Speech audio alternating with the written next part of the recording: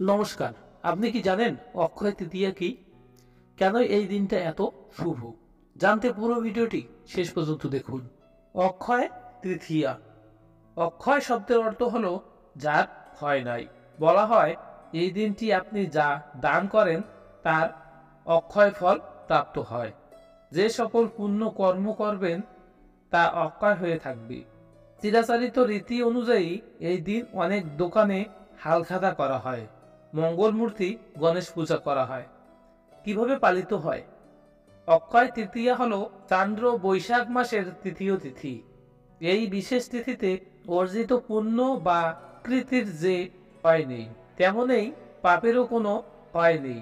তাই এই দিন খুব সতর্কতা সহকারে দিন অতিবাহিত করা জরুরি, যেন কোনো প্রকার মন্দ কর্ম না হয়, কারো মনে কোনো কষ্ট যেন না হয়। তাই এই দিন বিশেষ করে হরিনাম জপ, কীর্তন, ভাগবত ও ভক্ত সেবা করে দিন অতিবাহিত করা হয়। আমিষ আহার করা হয় না। মন্দিরে ভোগ, চন্দন, ফুল, ফল, অর্থ ইত্যাদি দান করা হয়। যে সকল তাৎপর্যপূর্ণ ঘটনা ঘটেছিল এই বিশেষ দিনে: 1. বিষ্ণু অবতার পরশুরাম আবির্ভূত হয়েছিলেন। 2. রাজা ভগীরথ গঙ্গা দেবীকে মর্ত নিয়ে এসেছিলেন। 3. গণেশ বেদব্যাসের মুখনিসৃত বাণী শুনে মহাভারত লিখতে শুরু করেছিলেন। 4. চন্দন যাত্রা শুরু করেছিলেন। 5. সত্যযুগ শেষ হয়ে ত্রেতা যুগের সূচনা হয়েছিল।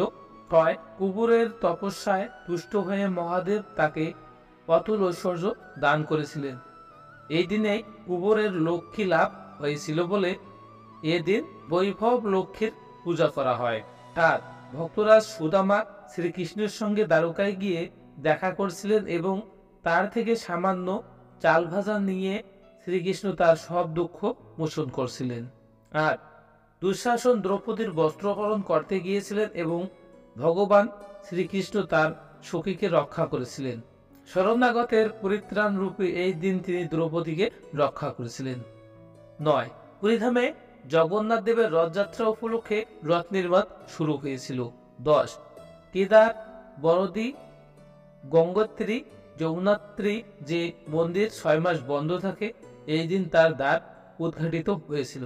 এই জন্য এই দিনটি বিশেষ দিন, অনেক শুভ দিন। এই দিন ভালো কাজ করুন, ভালো কর্ম করুন। জয় রাধে।